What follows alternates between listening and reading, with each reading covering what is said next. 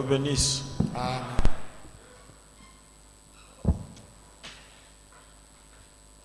Je vous salue dans le précieux nom du Seigneur Jésus-Christ. Amen. Namilamkia mjina damani ya Bwana Yesu Kristo. Nous remercions le Seigneur qui nous donne encore l'opportunité de nous retrouver dans sa maison. Tunapigia tena Bwana aksanti mwenye kutupatia bahati tukutaliwe tena nyumbani mwake. Et nous nous attendons à lui. Na sisi tunajiachilia kwake. Quand nous venons à la maison de l'Éternel, Wakati tunakuja mnyumba wa milele, c'est pour que Dieu traite avec nous. ni juu Mungu apate kutenda pamoja nasi. Des fois, je vois la prédication qui est donnée, Na wakati ngine ndiko naona mahubiri ile imeletwa là où le Saint-Esprit place les choses. panye Roho Mtakatifu yuko naweka vitu. Juste à la fin, vous voyez ce que les gens amènent comme requête. Vous vous demandez si ils ont saisi tout ce que Dieu a dit. Na kumwisho unaona watu wanakuwa kuleta hitaji, unaanza na kujiuliza kama walishikia vyenyewe vile Roho Mtakatifu ilisema. Donc, il faut savoir pourquoi nous venons à la maison de Dieu. Hapana, inafai kujua jua nini tu unakuja mnyumba ya Mungu. La parole, quand elle est donnée, c'est Dieu qui traite avec nous. Neno wakati imeletwa ni Mungu mwenye kutumika pamoja nasi. Et la Bible, le frère Branham nous enseigne que sans la foi, on ne peut pas plaire à Dieu. Biblia na ndugu Branham inatufundisha kama bila imani hauwezi kumpendeza Mungu. Tu ne peux pas seulement te lever de chez toi là, non, minenda kukanisa batani lombei. Ça c'est un peu des choses dans la dénomination. Hivi ni vitu vyenye kwa Tu es enfant de Dieu. uko mtoto wa Mungu. Dieu est ton père. Mungu ni baba yako. Dieu vient à l'église pour toi. Mungu yuko nakuja kukanisa juu yako. Tu dois être bénéficiaire de ce que Dieu amène. Unapasha kupatia mwile Mungu yuko naleta. Donc nous devons un peu grandir. Tunapasha kukomea. Il y a le frère Lukuni qui remercie Dieu pour sa guérison. Ndugu Mbui anapigia Mungu asante kwa uponyaji wake. Dieu l'a guéri des crises, d'hémorroïdes sévères, de la toux et du rhume. Mungu alimuponya kutokea mahemoroidi ya nguvu, kikohozi na homa. Il y a des messages que nous ne pouvons pas aussi amener à l'église. Regardez le nombre que nous sommes ici. Si chacun doit nous dire, j'ai perdu mon cousin, j'ai perdu mon neveu, donc nous aurons deuil chaque jour. Il y a des choses que vous devez gérer vous-même. Non, celle qui m'avait élevé, maintenant son enfant a perdu son enfant. Alors vous amenez ça à l'église pour qu'on fasse quoi? Ça c'est l'église de Dieu. On s'occupe des membres de cette église. Je ne lis pas ce message ici. Alors, vraiment, les gens viennent me voir à tout moment pour me consoler. Tous ces gens qui sont venus à la dédicace là,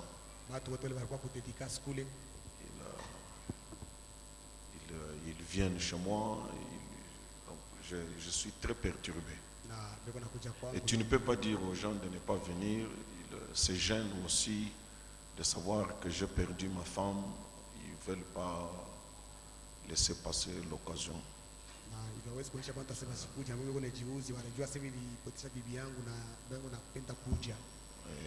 Alors les gens viennent me témoigner de leur amour. J'ai envie de fuir les gens, mais je n'arrive pas, je ne réussis pas. On m'a coincé même tout à l'heure ici au bureau. Un groupe de serviteurs de Dieu. Vous allez faire quoi? Vous allez leur dire. Ils sont venus à l'église. Non, nous sommes venus parce que Maman Sido, Alors, c'est un temps où je suis vraiment perturbé. Donc, supportez-moi. Et je reprendrai le travail d'une manière normale à un certain moment. Nitaanzulula kazi C'est un peu difficile. ilikuwa kwa nguvu, On a besoin de l'assistance de Dieu. tunahitajia usaidizi wa Mungu. Hier, tout l'avant-midi, je ne faisais que regarder les photos de ma femme. Tellement les gens viennent me parler d'elle, ça me replonge dans les pleurs, dans les larmes. Na zaidi watu wanakuwa kuonyesha juu yake, hivi inaingiza katika Et kulia, puis, à un machozi. moment, Dieu essaye de me réconforter. Na wakati mwingine Mungu pale ananipatia kwa nguvu. C'est un temps, ça va passer. Ni wakati mmoja na itapita. Et je sais que vous priez pour moi. Na najua sema mnaniombeaka. Ce sont ces prières-là qui me soutiennent. Ni ile maombi ile ndio kunikabilia kwa nguvu. Nous allons encore écouter Pasteur Noé ce soir. Tutasikia tena mara nyingine Pastori Si Noel. tu peux lui faire signe qu'il approche. S'il vous plaît, vous allez déconnecter les baffles ici. Lui, il ne supporte pas. On peut saluer le pasteur.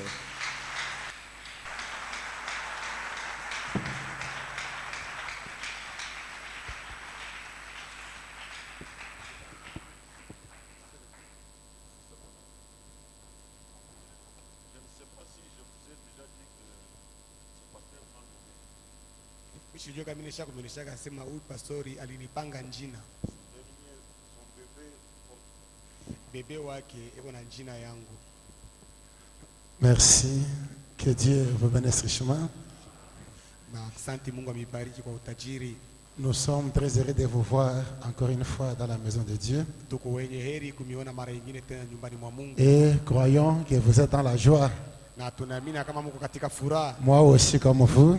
Na nami pia kama mweye. Dieu est bon envers moi. Mungu ni mwema kwangu. C'est la raison pour laquelle il nous accorde cette opportunité de pouvoir nous tenir devant vous ce soir. Na ndio sababu yeye anatupatia bahati tupate kusimama mbele yenu Pour magharibi. nous partager un petit rien Ndio tugawanyane kwa kitu mwandogo. dont notre prière est que cela soit de l'aide au moins pour une personne. Na maombi yetu ni kusema ile ipate kwako usaidizi hata juu ya mtu mmoja. Et cela rendra gloire à notre Dieu. Na ile italeta utukufu kwa Mungu wetu. À cela, souffrez de vous lever. Na hivi basi muteswe kwa kushimama Comme nous sommes toujours dans notre livre d'Esther, mpaka vile tuko katika kitabu yetu cha Esther. cette fois-ci, nous lirons Esther chapitre 9, Mara hii tutasoma ni Esther sura ya 9 du 12e verset au 16e, kuanzia mstari wa 12 kufika 16. puis lirons Matthieu 17, le 21e verset. Tutasoma Mathayo 17 mstari wa 21. Alors nous sommes dans Esther 9. Hapa tuko katika Esther 9. La Bible dit, Biblia inasema le roi dit à la reine Esther,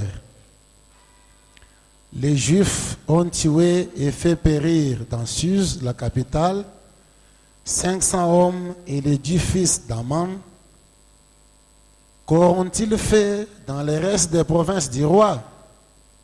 Quelle est ta demande? Elle te sera accordée. Que désires-tu encore? Tu l'obtiendras. Esther répondit au roi, si le roi les trouve bons, qu'il soit permis aux Juifs qui sont à Suse d'agir encore demain, selon les décrets d'aujourd'hui, et que l'on pende au bois les 10 fils d'Aman. Et le roi ordonna de faire ainsi. Les 10 filles publiées dans Suse ont pendu les 10 fils d'Aman. Et les Juifs qui se trouvaient à Suse se rassemblèrent de nouveau le 14e jour du mois d'Adar et tuèrent dans Suse 300 hommes. Mais ils ne mirent pas la main au pillage. Les autres Juifs qui étaient dans les provinces du roi se rassemblèrent et défendirent leur vie. Ils se procurèrent du repos en se délivrant de leurs ennemis. Et ils tuèrent 75 000 de ceux qui leur étaient hostiles. Mais ils ne mirent pas la main au pillage. Prions le Seigneur. tuombe Bwana. Doux roi, cher Jésus-Christ, Dieu merveilleux saint, toi pour qui ce peuple est venu pour trouver de ton aide. Puisses-tu en ce moment propice descendre, mettre nos faiblesses humaines de côté et accorder à chacun selon ses désirs. Nous te croyons déjà tôt au milieu de nous. C'est la raison pour laquelle nous te soumettons et abandonnons la scène, croyant de tout cœur que tu ne nous décevras jamais. Car chaque fois que l'on vient dans ta maison, on n'a jamais été déçu. Béni sois-tu pour tout ce que tu nous accorderas en ta présence. Béni sois-tu pour ta parole qui vient d'être lue. Béni sois-tu pour toute bonne chose. Au nom saint, doux et fort du Maître, Sauveur et Seigneur Jésus-Christ, nous avons ainsi prié. Amen.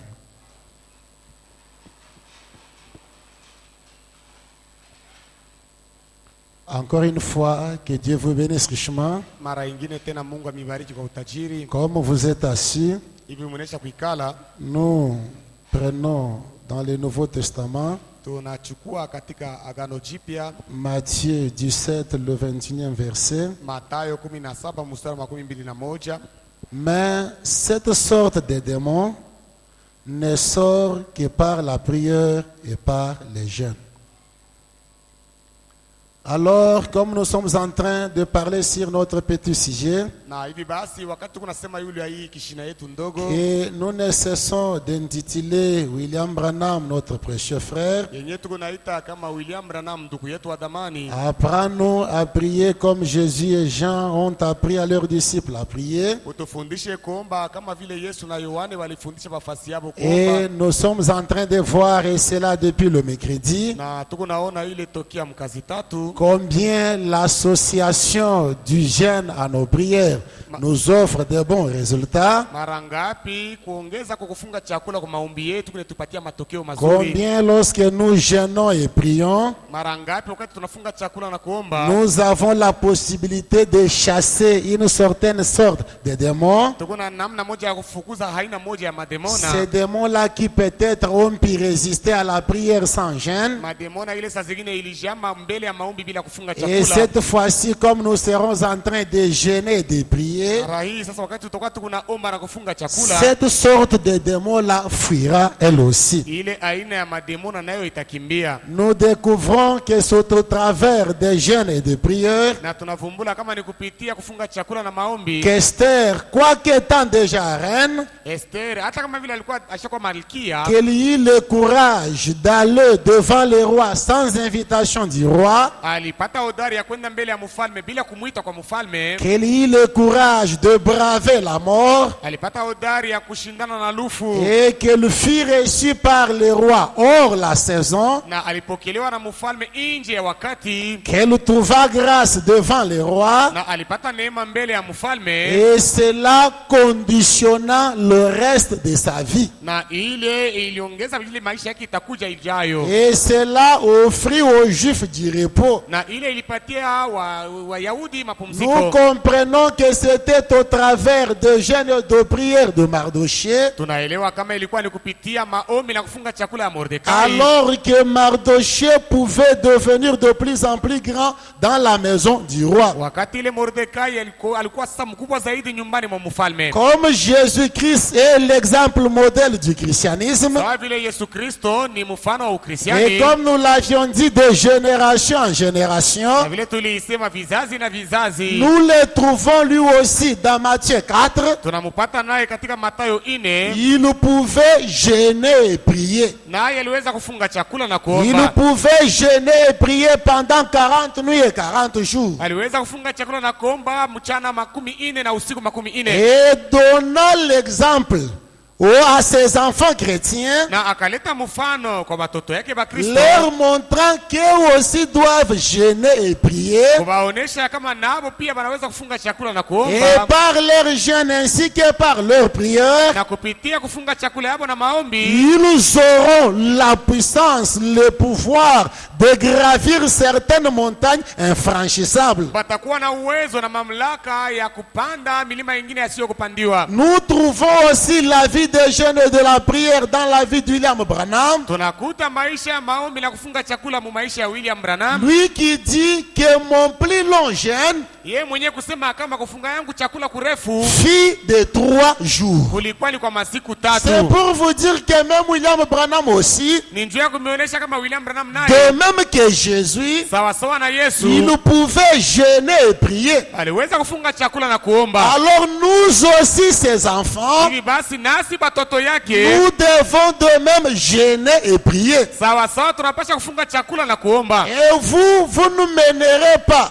une vie spirituelle Na mweye amwezi kuishi maisha ya kiroho plus élevée que celle de votre pasteur. ya kushindia pastori wenu. Alors la vie chrétienne, Hivi basi maisha ya Ukristo, un chrétien, frère Branham nous dit Mukristo ndugu Branham que anatuambia vous ne pouvez pas lui dérober la prière. ya kama hauwezi kumunyang'anya maombi. Quelles que soient les conditions dans lesquelles le chrétien se trouvera, Hata kama Mukristo atakutaniwa muhali kani, il aura toujours à prier. ataanza paka kuomba. À condition que vous soyez chrétien, Na kanuni ni kusema wewe la Mukristo, prière sera attachée à votre vie. maombi itambatana na maisha yenu. La prière sera votre joie de vivre. Maombi itakuwa furaha yenu ya kuishi. Remarquez un coq, Na tazameni tena, prenez-le, mumubebe Mukristo, liez-le, mumufunge, mettez-le dans un cage quelque part, mumuweke kwa munamfungia fazi moja, ne lui dites rien. musimwambie kitu. S'il est seulement coq,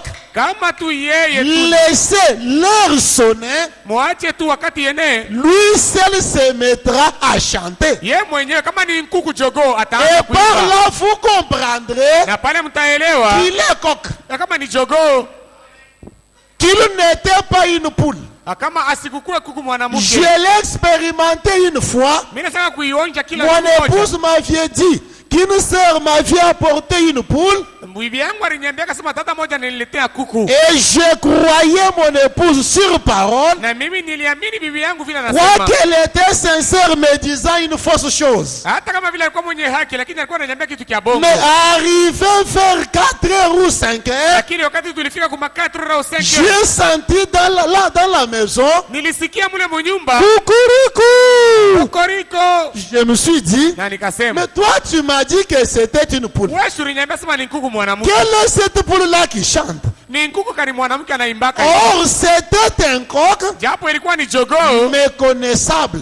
ule hautajua Mais kama ni quand jogoo. arriva l'heure, Lakini wakati saa il ilienea, s'est mis à chanter. alianza tu kulia yeye Il mwenyewe. ne s'était pas efforcé pour chanter. Asikufanyake nguvu kabisa juu ya Il kuimba. chantait rien que parce qu'il était un coq. Yeye aliimba tu juu alikuwa jogoo. Et toi aussi, si tu es chrétien, Nawe pia kama uko Mkristo, tu ne t'efforceras pas de prier. hautafanya nguvu juu ya La kuomba. prière est ton souffle. Maombi ndio pumzi yako. Tu ne t'efforceras pas de jeûner. Hautaanza kufanya nguvu juu ya kufunga Tu ne chakula. diras pas pour t'agenouiller, Hautasema juu ya kutoka oh magoti. non, moi j'ai des rhumatismes, Oh, mie niko na rheumatisme, mon dos, mkongo yangu ceci et cela. hivi na vile. Non, non, Hapana, cette vie-là est liée à ta vie. ile maisha ile imeunganishwa kuyako. Au point où tu ne peux pas t'en défaire. Mkipimo ya kusema hautaweza kuachana nayo. Devenez une fois chrétien Mkuye tu mara moja Mkristo et vous nous donnerez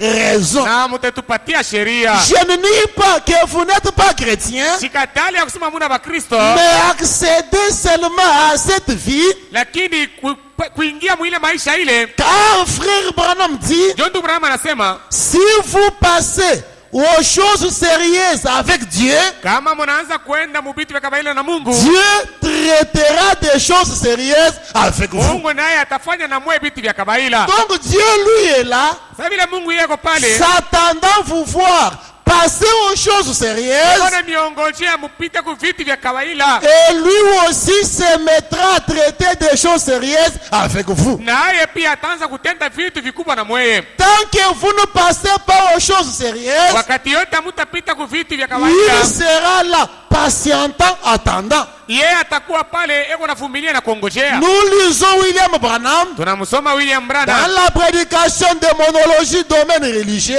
katika ile mahubiri démonologie domaine religieux mafundisho ya mademona lakini makao inaangalia kiroho. du 9 juillet 1963 Na mwile tarehe 63 au point 212, frère Branham dit, ndugu Branham anasema, et aujourd'hui, na leo mon cher ami chrétien, rafiki yangu Mkristo, les démons sont à l'œuvre de tous côtés. mademona iko natumika mangambo yote, Et l'Esprit de Dieu se porte en avant. na roho ya Mungu inaisha kwenda kumbele De l'autre côté, kuile ngambo ingine pour les anéantir toutefois. juu ya kumamaliza ile mademona. Frère Branham dit Alléluia.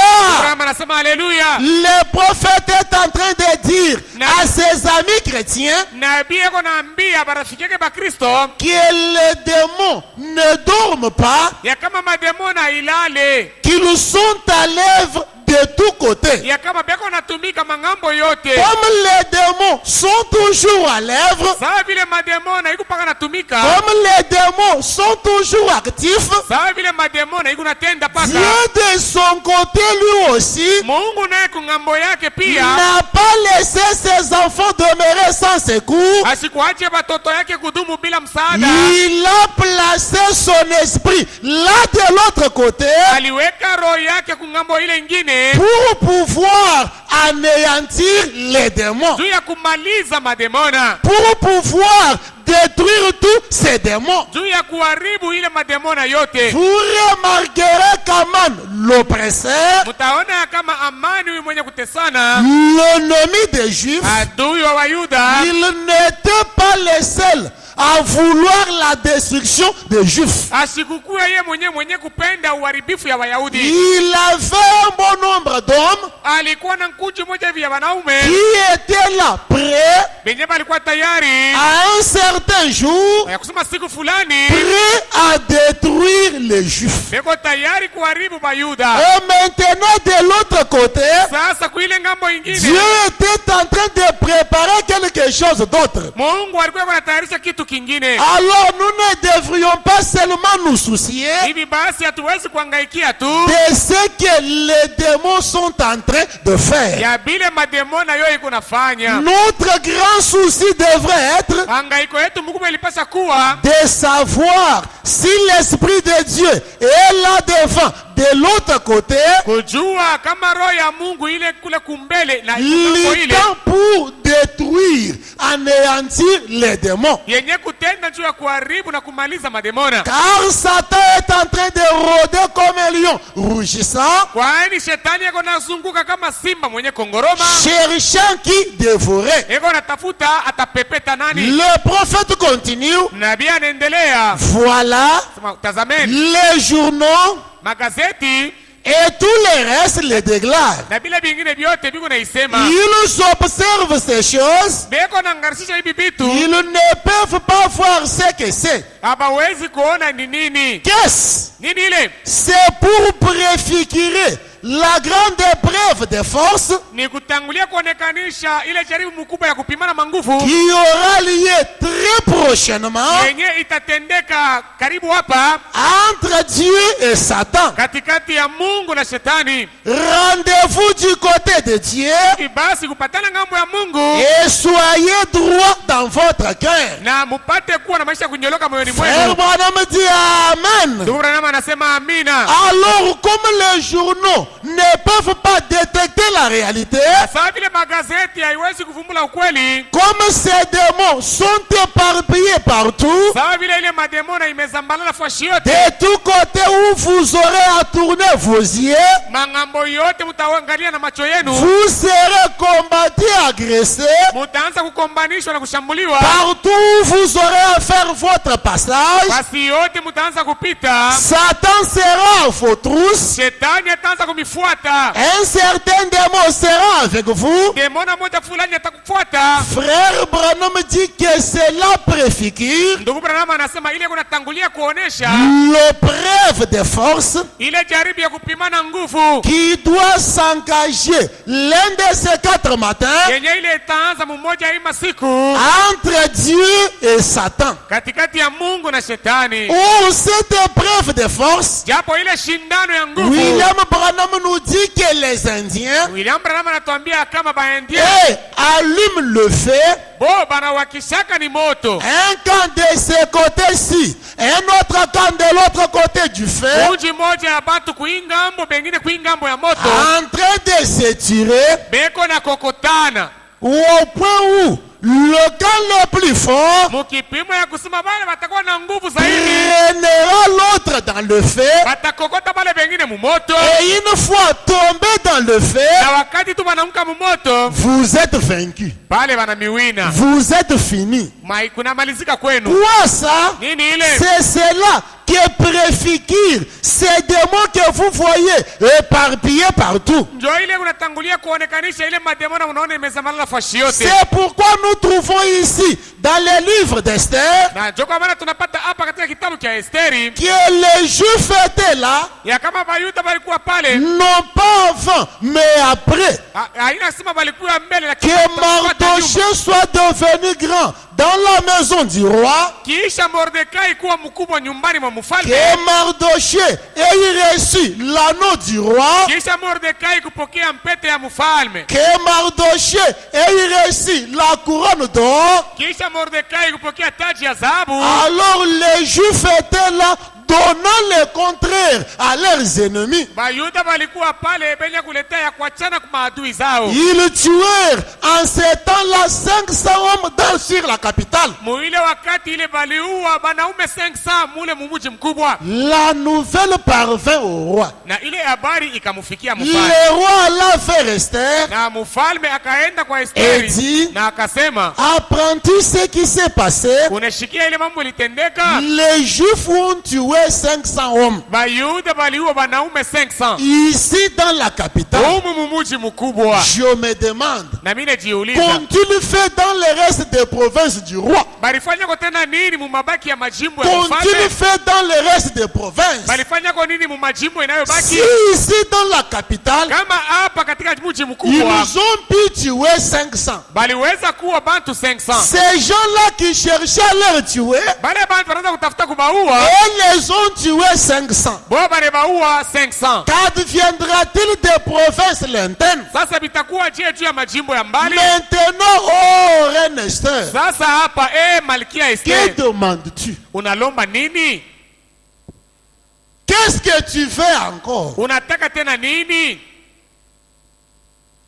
Esther était là, Esther alikuwa pale vivant sous l'effet de ses prières. mwenye kuishi chini ya matokeo ya maombi C'était yake. maintenant le roi Ilikuwa sasa ni qui mfalme cherchait comment satisfaire Esther. alianza kutafuta namna gani kufurahisha Car Esther. elle vivait maintenant sous l'effet de ses prières. Juu Esther alikuwa iko naishi sasa chini ya matokeo Elle ya maombi avait yake. déjà prié, Alikuwa anaweza kuomba elle zamani, avait jeûné, alikuwa anaweza kufunga chakula elle et ses servantes. na yeye na bakijakazi Maintenant, yake. le cœur du roi Sasa moyo wa mfalme était mouvementé par les prières d'Esther. ilikuwa natenkeswa kupitia maombi ya Esther. Et Esther dit au roi, Na Esther akamwambia mfalme, non, ça ne suffit pas. hapana, aieneye. Si le roi les trouve bons, Kama mfalme anaiona mzuri, que demain, kesho que les Juifs agissent encore Bayahudi batende mara ingine suivant tena, le même degré d'aujourd'hui, kufuatana na ile amri moja moja ya qu'ils leo, puissent encore tuer leurs ennemis, bapate kuua tena maadui zao, qu'ils défendent encore leur vie. bapate kujikinga maisha yao. Alors le roi, Na pale sasa mfalme fortifié, coordonné par les prières, mwenye kupitia wanaleta nguvu na wanaongoza ne maombi, pouvait que faire qu'obéir à ce qu'Esther disait. asikukuwa na cha kufanya isipokuwa tu kutii. Il vile ne Esther pouvait alisema. que faire que répondre favorablement à la demande d'Esther. Asikukuwa na cha kufanya isipokuwa kujibu tu mzuri kuombi ya C'est Esther. ainsi qu'il signa encore. Na ni hivi akatia saini tena, Et le jour J, na ile siku les ilienea, Juifs pouvaient se dresser Wayahudi baliweza tena contre leurs kukusanyisha, ennemis et continuer à les tuer. bakalamukia maadui zao na kubaua. Et dans la demande de la reine Esther, Na katika ombi ya malkia Esther elle dit au roi, akamwambia mfalme, comme les 10 fils d'Aman sont vivants, sawa vile batoto yake ba Amani banaume si le roi les trouve bons, kama mfalme anaiona mzuri, que tous les 10 fils d'Aman batoto bote 10 banaume ba Amani soient pendus au bois. baba tundike kumiti, Soit pendus au bois. baba tundike kumiti. Alors, le roi était là. Na pale mfalme alikuwa pale, Après avoir promis à la reine, kisha kumulaka malkia, tout ce que tu demanderas te sera accordé. vile vyote utalomba vitapewa kwako. Il accorda à ce que le Dieu fils d'Aman soit pendu au bois. Akaitikia batoto 10 ba Amani banaume batundikwe kumiti. C'était quoi ça? Ilikuwa ni nini ile? La lutte continuait. Vita ilikuwa iko naendelea. C'était quoi ça? Ilikuwa ni nini ile? La lutte était en cours. Ile vita ilikuwa iko paka naendelea. Quoi qu'ils avaient tué hier 500 hommes, Hata kama jana baliua bantu 500, ils n'ont pas pris du repos hawakupumzike tant qu'il y avait de ces gens-là qui vivaient encore et qui voulaient à leur vie. wakati yote kulikuwa batu walikuwa wanaendelea na kuishi na kutaka kubaua. Alors nous voyons là Tunaona que pale Dieu ne laisse pas ses enfants vivre sous l'oppression des démons. Mungu ashiachi yake batoto yake baishi chini ya kazalisho ya mademona. Dieu ne permet pas que les démons aient leur main mise sur ses enfants, Mungu ashiruhusu mademona ipate kuwa na mikono yao imewekewa yule batoto mais yake, il donne à ses propres enfants l'autorité, lakini yako napatia batoto yake mamlaka, non seulement pas de chasser les démons, haina paka ya kufukuza tu mademona, mais de les détruire. lakini kuharibu mademona. Car si vous chassez un démon, Kwani kama unafukuza demona, il peut s'en aller anaweza kwenda à la recherche de 7 autres démons méchants que lui, kutafuta mademona 7 mabaya kumshindia yeye, et une fois de retour, na wakati anarudia, si la maison où il était n'est pas propre, kama mwile nyumba alikuwa amuna safi, ces démons-là entrera lui et ces 7 autres démons méchants que lui. ile demona ataingia yeye na mademona ingine 7 ya kumshindia. C'est là où vous remarquerez que la condition de la personne deviendra mauvaise qu'avant. Na pale mtaona hali ya ule mtu itakuwa mubaya zaidi kushindia mwanzo. Le prophète répète le Seigneur et dit, Na nabii anasema vile Bwana anasema, tout pouvoir m'a été donné, mamlaka yote ilipewa kwangu, mais c'est à vous de l'utiliser. lakini ni mwenye mnapaswa kuitumikisha. Tout pouvoir m'a été donné, Mamlaka yote ilipewa kwangu, mais c'est à vous de l'utiliser. lakini ni mwenye mnapaswa kuitumikisha. L'anneau du roi, Pete ya mfalme, la signature du roi saini ya mfalme était bel et bien remise à Mardochée. ilipewa kweli kwa Mordekai, Mais chaque enfant d'Israël lakini kila mtoto wa Israeli devrait utiliser ce pouvoir-là alipaswa kutumikisha ile pour mamlaka combattre soi-même juu ya kukombana yeye mwenyewe et défendre sa vie. na kukinga maisha yake. Naaman ne pouvait pas suivre chaque Israélite Na maana sikuwezi kufuata kila mtoto wa pour Israeli aller jusqu'à combattre pour lui. juu ya kwenda kumkombania. Lui réussit du roi le pouvoir, Yeye alipokea kwa mfalme mamlaka désignant pour le bien-être des Israélites. kutia saini juu ya kuikala kuzuri kwa wana wa Israeli. Maintenant, c'était aux Israélites Sasa ilikuwa ni juu ya batoto wa de Israeli se défendre, bapate kujikinga, de défendre leur vie. bakinga maisha yabo. Vous remarquerez que Mtakuwa kuona ya kama Goliath, Goliati quand il était là, wakati alikuwa pale faisant ses fanfaronnades, eko na tifuna, il pouvait le faire aliweza kutitapa le vile matin, le soir, asubuhi, magharibi, la nuit, le jour. usiku na mchana. Il pouvait le faire qu'avant que David n'entre en scène. Aliweza kujitapa vile mbele ya Daudi kuingia mkiwanza. Une fois que vint David, Wakati tu Daudi alifika, il ne pouvait pas supporter asikuwezeke kuvumilia que cet incirconcis-là ya kama ule mtu asiyeutahiriwa ule défie l'armée du Dieu Tout-Puissant. apinganishe jeshi la Mungu mzima. J'aimerais vous dire quelque chose. Napenda kumiambia kwa kitu moja, Qu'il part la présence seulement de David ya kama kupitia tu uwapo wa Daudi apportant de la nourriture à ses frères, mwenye kupelekea bandugu yake chakula, c'était là le début de la mort de Goliath. jo ilikuwa sasa mwanzo ya kufa kwa Goliati. La mort s'installa déjà en Goliath. Lufu luliingia na ndani ya Goliati, Et cette mort-là finit na ile lufu ile ilimalizikia lorsque David lui coupa la tête. wakati ile Daudi alimukataka kichwa. Avec quoi? David coupa la tête de Goliath, Daudi alimukata kichwa Goliati na nini? non pas avec son épée à lui, Hapana na mpanga yake yeye mais Daudi, avec l'épée que Goliath détenait. lakini na mpanga ile Goliati alikuwa nayo C'était quoi ça? ilikuwa ni nini? C'était le contraire arrivant à Goliath. Ilikuwa ni cha kupinganisha kilikamfikia Lui Goliati. avait son épée, Yeye alikuwa na mpanga yake cherchant à tuer quelqu'un avec ça, mwenye kutafuta kuwa mtu na ile, mais c'était avec son épée à lui lakini ilikuwa na ile mpanga yake que yeye David lui coupa la tête. jo Daudi alimukata kichwa. Qui avait apprêté les bois Ni nani yule alimutayarisha kama pour qu'on y pende Mardochée?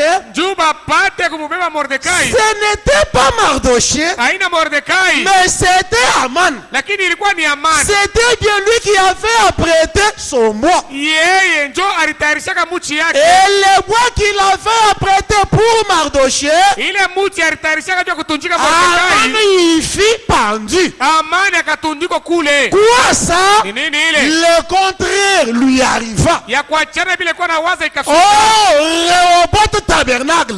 Rehoboth meskai, Et vous aussi, namwe pia Dieu vous accorde le même privilège. Mungu anamipatia fadhili moja moja, Lequel donc? ile ya kusema De rendre le contraire à vos ennemis. kurudishia maadui vile ambavyo walikuwa na Vous pouvez avoir un ennemi Unaweza kuwa na adui appelé acide gastrite. mwenye kuitwa magonjwa ya Vous estoma. pouvez avoir un ennemi appelé cancer. Unaweza kuwa na adui mwenye kuitwa kansa. Vous pouvez avoir un ennemi appelé tuberculose. Unaweza kuwa na adui mwenye kuitwa mfwenke. Ce sont les noms que la science leur a donnés. Ni majina ambayo elimu iliwapatia, Mes frères Branham les appellent que ce sont des démons. lakini ndugu Branham anaita sema ni mademona. Comme un démon est un tourmenteur, Sawa vile demona ndio kufurukana, c'est à vous de le rendre pareil. mwenye ndio mnapaswa kubarudishia vile. Vous n'irez pas le tourmenter. Wewe hautaenda kufuruka Non, mademona. non, vous n'êtes pas un démon comme lui, Hapana, wewe hauna demona kama yeye, mais vous irez le détruire. lakini wewe utaenda kumharibu. Ce n'est pas pour rien Haiko kwa bure. que Jésus-Christ étant ressuscité, Yesu Kristo kisha kufufuliwa, rendu captif la captivité. yeye akafunga kifungo. La captivité était là, Kifungo kio kilikuwa pale, lui l'a rendu captif. Yesu anakifunga kile kifungo. C'est quoi ça? Ni nini ile Le contraire. yenye kuachana vile ilikuwa na waza? C'était quoi ça? Ilikuwa ni nini Le contraire. kia kuachana? Je ne sais pas si nous pouvons avoir des hommes et des femmes Sijui kama tunaweza kuwa na wanaume na mwanamke prêts à rendre le contraire benye kwa tayari kurudishia kile balikuwa na mawazia ou aux démons. kuma demona. Cette chose-là qui pensait prendre le dessus sur vous, Kile kitu kile kilikuwa na tafuta kumitawala, cette souffrance-là qui comptait vous dominer, ile mateso ile ilikuwa natafuta kumitawala, cet esprit-là qui cherchait vous plonger dans la servitude, ile mpepo ile inataka kusukuma katika utumwa. si vous êtes un Israélite, Kama wewe uko mtoto wa Israeli, si vous êtes fils d'H.A.M., kama uko mtoto wa H.A.M, vous pouvez lui rendre le contraire. unaweza kumrudishia kile alikuwa Oui, anakufanyia. oui.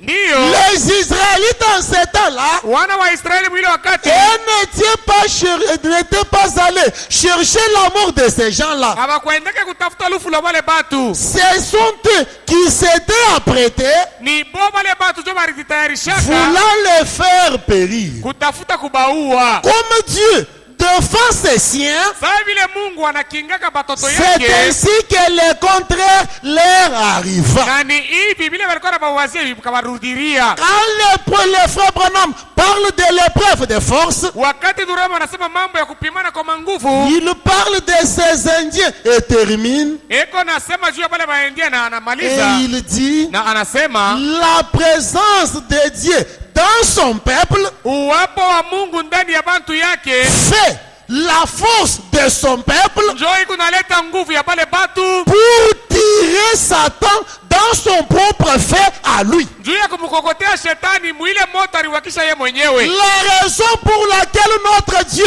est dans son peuple, Sababu yenyewe ambayo ya kusema Mungu ako ndani ya bantu yake c'est pour nous accorder, nous le peuple de Dieu, ni njuu ya kutupatia sisi taifa ya Mungu le privilège ile fadhili de pouvoir tirer Satan dans son propre fait à lui. ya kumkokotea shetani mumoto yake ye mwenyewe. Satan peut vous amener la tristesse. Shetani anaweza kukuletea huzuni. Satan peut vous amener la déception. Shetani anaweza kukuletea fezelesho. Comme Dieu, lui, ne peut pas mettre ses enfants, comme Dieu ne peut pas tenter ses enfants, Sawa vile Mungu yasiwezi kupima watoto yake, comme tenter, s'exciter quelqu'un à faire le mal, sawa vile kupima ni kuchamusha mtu atende vibaya. comme vous êtes des fils et des filles de Dieu, Sawa vile Mungu watoto banaume na banamke ba Mungu, vous avez la possibilité uko na ile bahati de prendre la tristesse, ya kubeba ile de huzuni ile, prendre la déception, kubeba fezelesho, de prendre le malheur, kubeba ile mambo de mbaya, le renvoyer au Satan. kumrudishia yo shetani. C'est un colis Leo ni kifurushi détenant le serpent à son être. kenye kuwa na nyoka ndani. Frère Branham nous apprend Ndugu Branham anatufundisha que si vous êtes là chez vous kama mko kule kwenu et que quelqu'un, un posteur passe chez vous, ya kusema mtu akuleta vifurushi vous kwenu, disant prenez. anakuambia sema beba. Il y a ici votre nom, Ase hapa peko njina yako c'est votre colis. ni kifurushi kyako hiki. Signez la réception Pia saini nasema et unapokea moi je retournerai. na mimi tarudia alo. Quand vous y plouf, quand vous y regardez, Wakati unaangalia ndani ya kile kifurushi vous trouvez que bien sûr mon nom y est écrit. unakuta sema ni vya kweli, jina yangu Mais imeandikwa, au-dedans, lakini mule il ndani y a là des serpents venimeux. mule muku banyoka bansumu. Ces serpents ne vous aident à rien. Bale banyoka bata misaidia Ces kuchitu, serpents vous sont inutiles. bale banyoka abana na mafaa Si kwenu. vous signez, Kama mwe munaichikia automatiquement ces serpents-là vous appartiennent. pale banyoka banakuwa ni bako. Mais si vous dites, Lakini kama wewe unasema arrière de moi Satan, nyuma yangu shetani, ces serpents-là retourneront à l'expéditeur. bale banyoka batarudia kule wanatokea. Nous avons besoin de chrétiens, Tunahitajia Bakristo hommes et femmes, banaume na qui banamuke ne prendront pas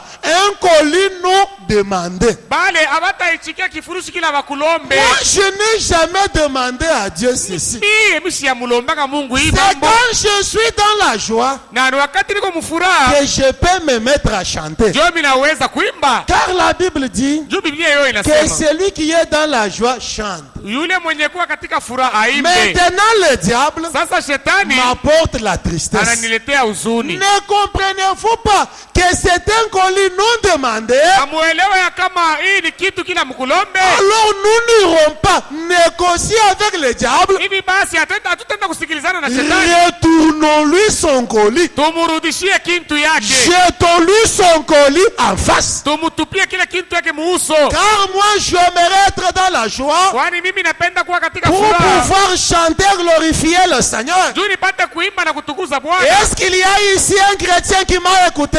Je, kuwa kwa Mkristo mwenye alinisikia, J'aimerais l'entendre dire Amen. napenda kumsikia aseme amina, J'aimerais l'entendre dire Hosanna. napenda kumsikia aseme hosana, J'aimerais l'entendre dire gloire à Dieu. napenda kumsikia aseme utukufu kwa Mungu. Oui. Ndiyo, Or, je suis en train de donner raison kwani niko napatia sheria à cet homme-là inspiré kwa ule mtu mwenye kuongoziwa na qui, Roho. dans son inspiration, a dit: Yeye katika uongozi wake alisema souvent nous perdons la paix, mawakati mingi tuko napoteza salama, enfin nous portons la peine kwa bure tuko nachukua tu parce mzigo que nous n'apportons pas tout à Dieu dans la prière. juu atumuletee vyote Mungu katika maombi. Qu'il plaise à Dieu de pouvoir m'accorder ce privilège Impendeze kwa Mungu alipatia kwa fadhili une fois ou au-delà du rideau du temps, siku moja tu ile ngambo nyingine que apate je rencontre ces précieux frères ipatane kwa ule ndugu wa pour damani lui dire, oh mon précieux juu frère, ya kumwambia ndugu yangu wa tu damani, avais raison. ulisemaka kweli, Ton chant était un chant inspiré. wimbo yako iliongozewa na Mungu. Souvent nous perdons la paix. Wakati mingi tunapotezaka salama, Portons la peine, tunachukua mambo tu rien mzito, que parce que nous ne portons pas tout à Dieu dans la prière. tunachukua mateso ni njuu tu atupeleke vyote kwa Mungu katika Avez-vous maombi. des épreuves et des tentations? Nini Mungu wako na majaribu na Avez-vous des vipimo, troubles quelque part? Mungu wako na mivuruko fasi moja. Alors ne perdez jamais Hivi courage. basi musipoteze kamwe Ne hodari, perdez jamais courage. musipoteze kamwe hodari, Amenez tout à Dieu dans la prière. mupelekee vyote Mungu katika maombi. Car le frère Branham dit, Kwani ndugu Branham anasema si je me mettais à entendre ce que les gens disent, kama mimi naanza kuikala tu pale kwanza kushikia vile watu wao wanasema, je serais un chrétien découragé. mimi nitakuwa ni Mkristo wa kulekea. Non pas que je cesserai d'être chrétien, Haina kusema mimi nitaacha kuwa Mkristo, mais je serai toujours chrétien, takuya mpaka Mkristo, mais un chrétien découragé. lakini Mkristo mmoja wa kulekea lekea, Un chrétien découragé. Mkristo mwenye kuchoka Quand vous kabisa. êtes découragé, Wakati hauna na udari tena, qu'alliez-vous faire? utafanya nini? Qu'alliez-vous produire? Weye utafanya nini? Je me souviens de cette histoire Nakumbuka ile habari de cette jeune fille appelée Georgie Carter.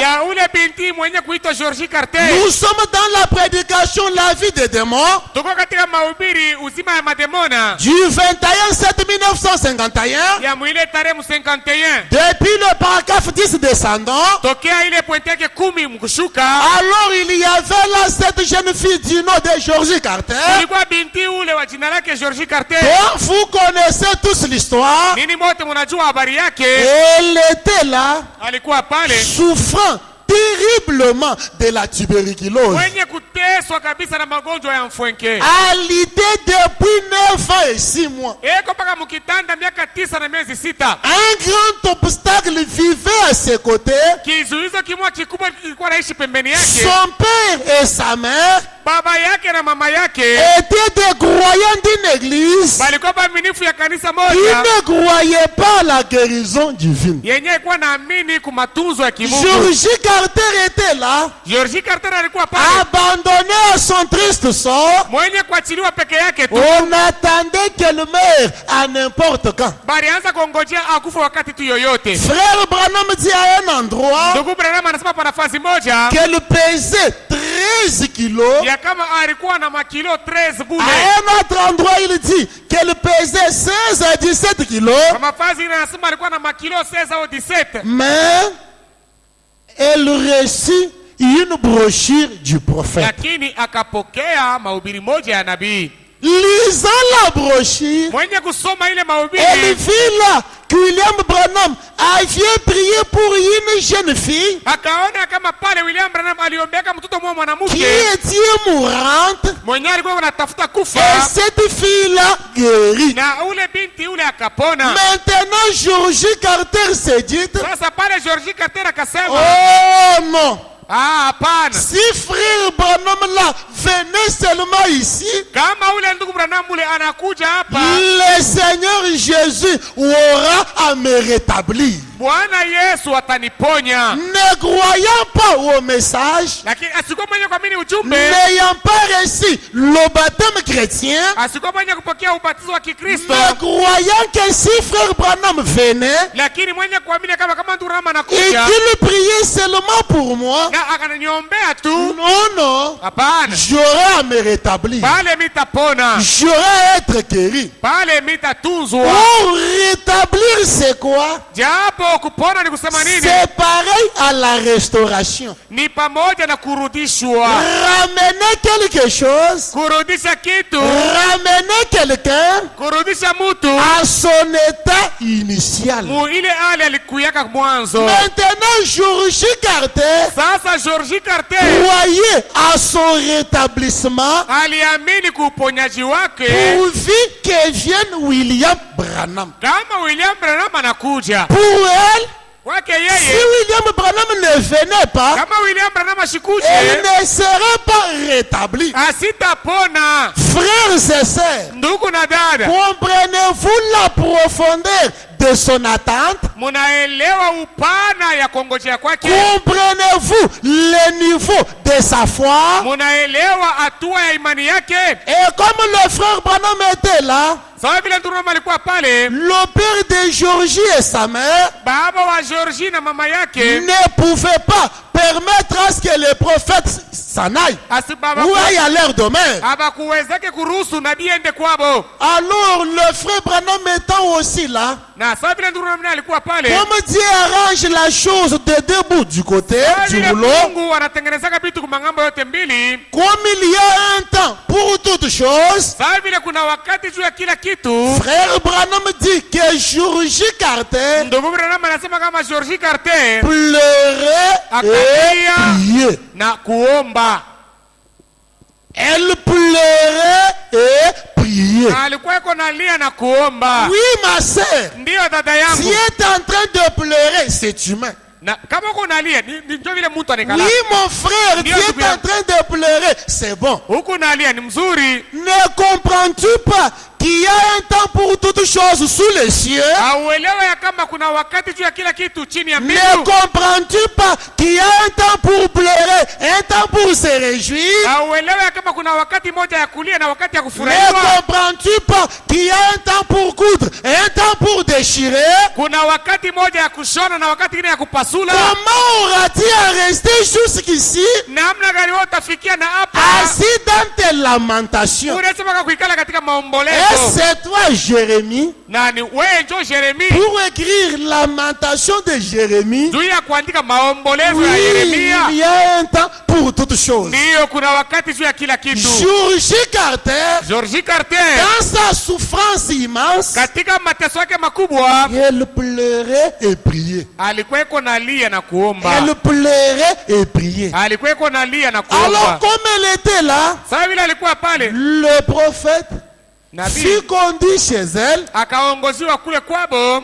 Étant arrivé là, na wakati alifika kule, Georgie dit, Georgie akasema, frère Branham, ndugu Branham, peux-tu faire pour moi comme tu l'avais fait pour cette jeune fille-là, Neil? unaweza kunifanisia yako mimi ile ulifanisiaka ule binti ne? Elle avait lu dans la brochure Aliisomaka ni comment mubashiri. Dieu avait guéri cette fille-là Namna gani Mungu aliponyaka ule au binti travers de la prière d'William Marion Branham. kupitia maombi ya William Marion Branham. Elle demanda au prophète Akamulomba nabii d'agir pareillement pour elle. apate kutenda sawasawa juu yake. Or, William Branham nous dit Hapo William Branham anatuambia que Dieu ne peut pas donner à l'un de ses enfants un verre du lait Mungu asiwezi kupatia mmoja ya watoto yake kilauri ya maziba et donner à un autre un verre d'eau. na kupatia mwingine kilauri ya maji. Non, non. Hapana. Cela n'est pas selon la justice divine. Ile haiko kufuatana na uwaki wa Mungu. Quand Dieu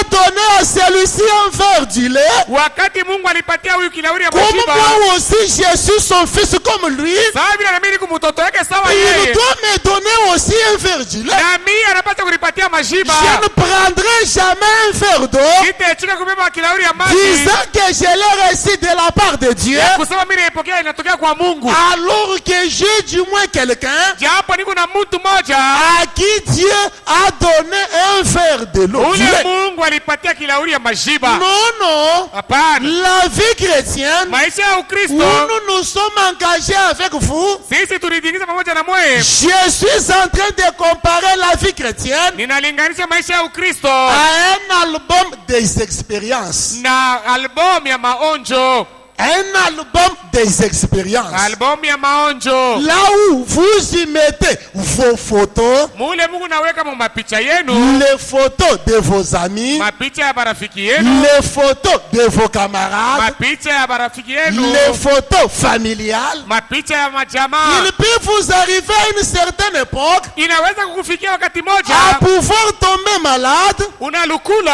à être être opéré, banakupasula pendant que le médecin se grattait la tête, mwile wakati munganga alikuwa anajipasula kukichwa disant je ne sais pas ce qui adviendrait après l'opération, mwenye kusema sijue ile tafika kisha et kupasuliwa dans ce stade-là, na mwenye kwa mwile hatua où ile on peut vous avoir pris une photo saa zingine balikupambaka kwa picha que vous mettrez dans un album, ile wewe utaweka mu album les photos familiales. ile picha ya kijamaa Et une fois, na siku moja quand les visiteurs vous arriveront, wakati bageni batakutembeleaka et pour montrer combien vous êtes hospitalier ou hospitalière, na juu ya kuonesha mara ngapi unapokeleanaka mzuri vous les recevrez et utabapokea préparerez quelque chose à manger pour eux. na utabatayarishako chakula moja Pendant qu'ils seront là dans l'attente, wakati batakoa wanaongojea chakula vous irez prendre votre album utaenda kubeba fazi unaweka et mapicha yako viendrez les faire voir. na kuya kubaonesha. Tu vois ici, Unaona hapa hapa j'étais un élève. nilikuwa ningali mwanafunzi Ici, hapa je souffrais tellement. nilikuwa nateswa Non, sana non, ici, hapa j'étais une sentinelle. nilikuwa nzamu Ici, hapa on m'appelait prostituée. barazaka kunita sema ndumba Ici, hapa j'étais stérile. nilikuwa mtasa. Toutes ces photos-là Ile mapicha sont yote mises dans un album. imewekwa katika album Et vous présentez l'album na wewe utaonesha ile à un album visiteur. kwa mgeni Non, ici, hapa. ce véhicule-ci, Hii gari je file les troisième personne à l'amener ici à Lubumbashi. ninjo vilikuwa mtu wa tatu kuileta Lubumbashi huko. Voyez sa photo. Angalia picha yake. Ah bon. Sasa ah, Alors le visiteur, sasa pale yule mgeni s'il ne vous connaissait pas, kama ashikukujuwake s'il ne connaissait pas votre historique, kama ashikujuwake habari yako ya mais zamani, au travers des photos, lakini kupitia ile il mapicha aura une autre représentation sur vous. atakuwa na kuona kwingine yule yako, Il aura une autre image sur vous. atakuwa na picha nyingine yule Il yako, comprendra. ataelewa. Ah, je suis devant quelqu'un Niko mbele ya mtu qui moja a quand même une histoire. mwenye kuwa na historia. Je suis devant un chrétien Niko na mbele ya Mkristo moja expérimenté. mwenye onjo Il a déjà expérimenté Dieu. anataka kumuonja kwa Mungu. Ah, une fois Dieu l'avait guéri, Siku moja Mungu voilà alimponyaka la photo. picha yo hii. Une fois Dieu l'avait béni, Siku moja Mungu voilà la alimubariki photo. picha yo hii. Ah. Et frère Branham vous dit, Na ndugu Branham ananiambia généralement, zaidi la foi et l'expérience marchent de pair. imani na onjo vinatembeaka pamoja. La foi et l'expérience marchent de pair. Imani na onjo vinatembeaka pamoja. Quel est ce visiteur-là qui vous est parvenu? Ni mgeni kanuni alikufikia Que je suis en train de vous dire na niko namiambia de lui présenter votre album d'expérience. mumuoneshe mapicha yako ya C'est onjo. ce visiteur-là, Ni ule mgeni, c'est ce démon-là ni ule demona qui ule veut dominer sur vous, niko napenda kutawale, appelé pauvreté, mwenye kuitwa umaskini, appelé myome, mwenye kuitwa milomo, appelé mwenye tuberculose. kuitwa mfwenke. Alliez seulement, Wewe ende tu faites sortir votre album. tosha fuasi uliweka mapicha yako, Ayez la mémoire avec vous. muwe na ukumbusho pamoja nawe, Comprenez mwelewe qu'à une certaine époque, kama mwakati moja moi ici, niye huyu j'avais tel problème. nilikuwa na mambo fulani, Moi ici, Niye huyu. j'étais entouré de ça et de ça. nilikuwa mwenye kuzungukwa na hivi na hivi na Mais hivi, le Dieu de toute gloire, lakini Mungu wa dans utukufu sa yote puissance sublime, katika uwezo wake wa juu m'aida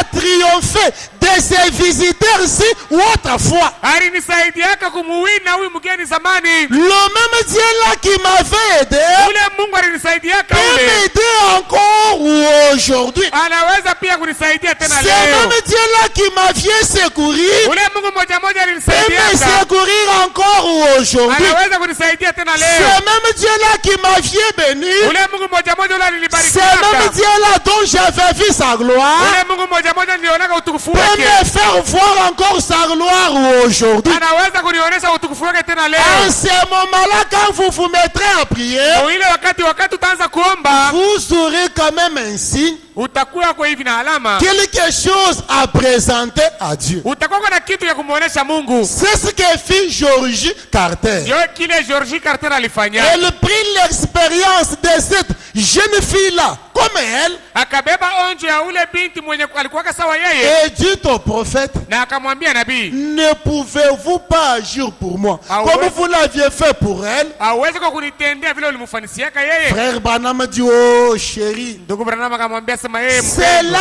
était suite à une vision. ile ilikuwa ni kufuatana na ono moja. Je me représente Georgie Carter, Hivi basi najionekanisha qui Georgie pouvait Carter se dire, mwenye aliweza kusema ah, cela est suite à une vision. ile ni kufuatana na ono moja Elle fulani, ne pouvait pas relâcher. asikuwezi kuachilia, Car relâcher était périr. kwani kuachilia ilikuwa ni kufua. Elle pouvait tenir. Yeye alipasha mpaka kubamba.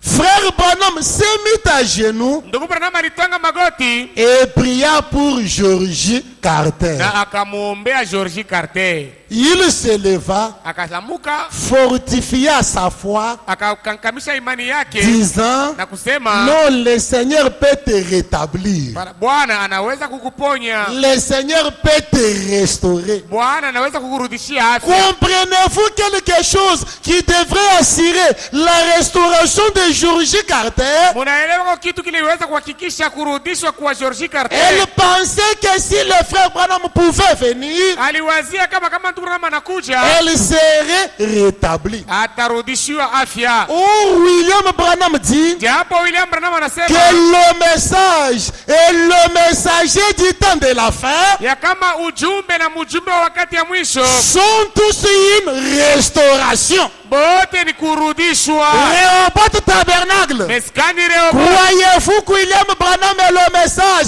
sont tous une restauration? unaamini kama William Branham na ujumbe ni kurudishwa? Si William Branham et le message Kama William Branham na sont ujumbe tous une restauration, bote ni kurudisha, alors comment sasa namna gani ne pouvez-vous pas venger de votre vie? hamuwezi kulipisha kisasi maisha yenu? Alors comment Basi namna ne gani pouvez-vous pas prier hamuwezi kuomba afin de voir les dieux d'William Marion Branham ili muone ule Mungu wa William Marion Branham agir puissamment dans votre vie? atende na uwezo maisha yako? Et 2 semaines après, Na mawiki mbili kisha, alors que le frère Branham était de retour sur la même ville wakati ile ndugu marirudia mwile mji moja moja, et que l'état de Georgie Carter ne faisait que s'empirer, na hali ya Georgie Carter ilikuwa inaenda kwa mbaya zaidi, il arriva que sa mère, na ilifika kama mama yake qui était croyante d'une église qui ne croyait pas la guérison divine, alikuwa mwaminifu ya kanisa moja, ilikuwa naamini uponyaji wa kimungu, alla elle aussi dans sa cuisine naye pia akaenda mumpishi yake et s'est mise à genoux, na akatwanga magoti priant le Seigneur, mwenye kumuomba Bwana disant, Seigneur Dieu na Tout-Puissant, kusema, Bwana Mungu Mwenyezi, ma fille qui est là mourante, binti wangu mwenye kuwa pale kuna kufa, elle n'a que peu de jours seulement à vivre. eko tu paka na masiku kidogo tu ya Mais kuishi. voyez comment cet imposteur Sasa angalia ule mdanganifu est venu la mettre dans tous ses états. anakuya kumweka muhali ya mbaya. Elle était là Yeye alikuwa pale comme acquisant sa solution à Dieu. saa eko nachongea jibu ya mambo yake kwa Mungu. Elle était là priant, Alikuwa pale eko comme naomba, fermant la porte de son secours à Dieu, saa eko nafunga mlango ya msaada yake kwa Mungu, appelant la voie pourvue par Dieu eko naita njia yenye Mungu alitayarisha pour sa guérison juu ya uponyaji ou wake, pour la guérison de sa fille, juu ya uponaji wa binti wake, l'appelant un imposteur. eko naita sema yule Or, mdanganifu ule. frère Branham dit Na japo ndugu Branham anasema que cette mère, étant toute jeune, ya kama ule mama mwenye kuwa kijana ses cheveux avaient grissonné, nywele yake ilitoka hivu, elle avait reçu la paralysie, hivi basi alipataka kupoza car elle restait souvent à côté du lit qui était sa fille. juu kila mara anaanza kuikala kumpembeni ya kitanda penye palikuwa binti L'amour wake. maternel dans son cœur Mapendo ya bumama ndani ya moyo wake peut-être ne la laissait pas à l'aise saa zingine haikuanza kumikalisha quand ustarehe sa fille était là souffrant. wakati binti wake alikuwa pale kwa Et teso. maintenant, Sasa dans sa prière, katika maombi yake frère Branham dit ndugu Branham anasema qu'elle vit l'image. akaona picha moja, Quelque chose se dessinait. kitu kimoja hivi kikaonekana. Pendant que le soleil était en train de briller. Wakati ile jua ilikuwa kuna waka, Comme elle n'avait jamais vu une vision, saa vile alikuwa bado si aonaka ono, elle crie que c'était sa fille qui habitait quelque part, alikuwa aminia kama ilikuwa ni binti yake mwenyewe kwa shika nafasi qui fulani, était là en train de venir. ndio mwenyewe ule alikuwa kuna kuja Et na elle s'endormit. akalala. Quand il regarde l'image qui s'était dessinée, Wakati aliangalia picha yenyewe ile ilionekana, elle voit là Jésus akamuona pale Yesu. qui pouvait lui dire, Mwenyewe aliweza kumwambia qui est-il? ni nani? Qu'est-ce que c'est? Ni nini ile? Qu'est-ce que c'est? Ni nini ile? Qu'était-ce? Ni nini? Après quelque temps, Kisha wakati moja cette mère qui vit l'image de Jésus ule mama alionaka uso wa Yesu, voit William Branham akamuona William Branham portant sa Bible, la mettant sur son cœur, mwenye kubeba Biblia yake kisha kuiweka yule en mmoja, train de marcher, eko natembea accompagné de deux hommes. mwenye kusindikizwa na babwana bawili. William Branham en train de marcher, William Branham yako natembea portant sa Bible avec lui, mwenye kubeba na Biblia pamoja naye, la mettant sur son cœur, mwenye kuiweka pamoyo wake, accompagné de deux hommes. mwenye kusindikizwa na babwana Oui, bawili. notre Dieu Japo Mungu wetu aime l'accompagner d'avec des hommes. anapendaka kusindikizwa na watu. Frère Branham dit Ndugu Branham anasema que je crois ya kama que naamini les chrétiens doivent marcher ensemble. ya kama Wakristo wanapaswa kutembea pamoja. Remarquez autrefois, Tazameni zamani,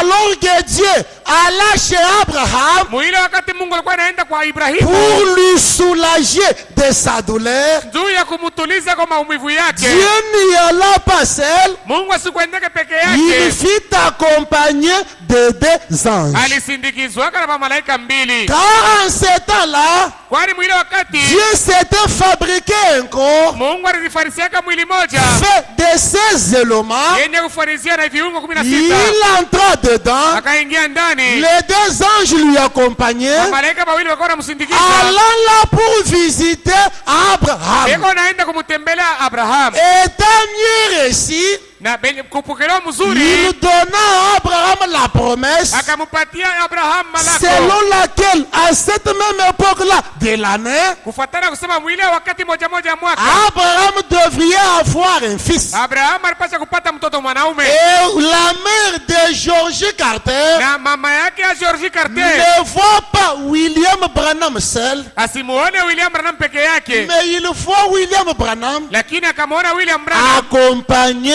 de deux hommes. mwenye kusindikizwa na mabwana bawili. Alors, comme le frère Branham était là, Sasa vile ndugu Branham alikuwa pale, il était dans la prière, alikuwa katika maombi, il a dit non, akasema hapana, ce soir je ne vais plus manger. hii magharibi ya leo mimi sitakula. Car il avait prié, avait longtemps prié, Kwani aliombaka wakati mrefu, on l'avait attendu. kumongojea. Quand il s'élève de sa prière, Wakati akatoka mu maombi yake, la voix lui dit, sauti ikamwambia va chez Georgie Carter. uende kuba George Carter. Il réussit là, ainsi dit le Seigneur, Akapokea pale hivi Bwana anasema, selon lequel Georgie Carter kufuatana na kusema George Carter devrait être guéri. alipasha kupona. Quand le prophète retourne, Wakati nabii il analulia, dit non, anasema hapana, ce soir, je n'aimerais plus souper. hii magharibi ya leo sitakula. Non, je n'aimerais plus souper. Hapana, sitakula. Pourquoi il refusa de Juu souper? ya nini alikatala kula? Un ventre rempli d'une bonne nourriture. Tumbo yenye kujaziwa na chakula ya mzuri. Frère Branham dit qu'il fait des cauchemars. Ndugu Branham anasema inalotaka mandoto mubaya. Un ventre rempli d'une bonne nourriture. Tumbo ya kujaziwa na chakula ya mzuri. 20h, 21h, vous êtes là à manger de n'importe quoi. 20h, 21h unakula tu chakula yoyote. Traitez-moi comme bon vous semble. Hivi basi museme vile Mais mnaweza kusema. laissez-moi vous répéter William Branham. Acheni nimeambia vile William Branham anasema. Un ventre rempli d'une bonne nourriture tumbo ya kujaziwa na chakula ya mzuri donne des cauchemars. inaletaka mandoto C'est mubaya. pourquoi vous retrouverez Ndio kwa maana utajikuta en train de prier, huku naomba, dormant la nuit, unalala usiku, après avoir trop mangé, kisha kula mingi, vous avez trop de cauchemars. wewe unalota mandoto ya mubaya, Et vous venez voir le pasteur. na unakuja kwa kumuona pastor. Oh, cher pasteur, Oh, pastori, dans ma souffrance, je demandais toujours à Dieu. ngasema kumulomba Mungu. Non, ton Dieu est un Dieu véritable. Hapana, Mungu wako ni Mungu wa vya Je kweli. lui disais toujours, Seigneur, Ni kweli kuna mambo kila mara kama moi Bwana, ici, je suis ton fils. mimi huyu ni mtoto yako. Montre-moi celui qui est à la base de ma souffrance. Unionyeshe kwa mbele ule mwenye niletee mateso Parce yangu. que je ne peux pas souffrir de la Mimi sorte. siwezi kuteswa hivi. Oh, le Dieu d'Ulam Branham est vivant. Oh, Mungu wa William Branham ni mzima. Aujourd'hui, pendant que je dormais, Leo wakati mimi nalala, on m'a pourchassé par une chèvre. bari nifukuza kwa mbushi J'ai eu moja. à fuir, j'ai eu à fuir, Nilikimbia, j'ai eu à fuir, j'ai eu à fuir. nikakimbia. Tellement que je me fatiguais, Zaidi mimi nachoka mundoto mule. la chèvre là ne faisait que me poursuivre. Mbushi ule anaanza baka Je kunifukuza. me suis dit, oh Seigneur Jésus, Na nikasema, Bwana Yesu. quand je me réveille, Wakati mimi nalamuka, le bras de mon épouse était sur mon cou. mkono ya bibi yangu iko panshingo. J'ai saisi sa main. Mimi nabamba na mkono yake. Tu vois, j'étais eu. Mimi nakubamba. J'étais eu. Leo mimi nakubamba. J'étais eu. Leo nakubamba. Qu'est-ce que tu faisais? Unaanza kufanya? Non, j'étais eu. Leo mimi nakubamba. Tu m'as eu quoi? Unanibamba nini? J'étais eu. Leo nakupata Qu'est-ce sasa. que tu faisais? Ulianza kufanya? Tu m'as poursuivi. Ulikuwa kunanifukuza. Heureusement que mon Dieu est vivant. Bahati Mungu wangu ni mshindi. Non, non. Hapana. J'ai longtemps prié le Seigneur, Niliomba wakati mrefu lui Bwana demandant de me montrer la cause de ma souffrance. anionyeshe ule ananiletaka hii mateso ni nani. Tu es sorcière. Huko muloji wewe. Tu es sorcière. Huko muloji. Allons chez le pasteur. Twende kwa pastori. Quoi ça? Nini ile? Un ventre rempli d'une bonne nourriture Tumbo ya kuiala chakula ya mzuri. vous donne des cauchemars. Hivi namipatia mandoto Mes mbaya. frères Branham dit Lakini Durama que anasema je crois que nous vivons à l'âge naamini kama tuko naishi où mkizazi les chrétiens doivent voir les choses spirituelles. mule bakristo wanapasha kuona mandoto ya Si kiroho. vous êtes un chrétien, Kama uko mkristo vous aurez des songes spirituels. utalota mandoto ya kiroho. Vous aurez des visions nocturnes. Utapata maono ya usiku. Alors, Pale c'est ce qui arrive. ndio ile nafikaka. Cet enfant-ci, Huyu mtoto huyu. non, non, Hapana. il a quitté sa chambre. Alitoka mule mchumba yake. Je l'ai vu là montant, descendant au salon. Mimi namuona mpaka napanda na shuka. Poser une question à la science, Muulizeni mbele ya elimu. elle peut t'aider à comprendre Inaweza kukusaidia que kuelewa son âge là ya kama ile miaka peut yake l'amener à se mettre debout, inaweza kumpeleka na shimama étant dormi mais debout, mwenye kulala lakini analamuka en tu. train de faire quelque chose, étant dans un profond sommeil. Eko anafanya mambo moja lakini anaisha kulala. Alors le frère Branham étant là, Sasa ndugu na mwenye kuwa pale, la mère de Georgie Carter mama wa Georgie Carter ne voulait pas que le prophète vienne. asikupende nabii akuje. Frère Branham dit qu'elle était sincère, Ndugu Branham asema alikuwa na uwaki mais mal enseignée. lakini alifundishiwa njo mubaya. Sincère dans sa prière, Alikuwa na uwaki mu maombi mais yake mal enseignée. lakini mwenye kufundishiwa mubaya. Quand le prophète vient, Wakati nabii il anakuja rapporte cela au frère White. akamwambia ile ndugu Wright, Le frère lui dit quoi? ndugu akasema nini?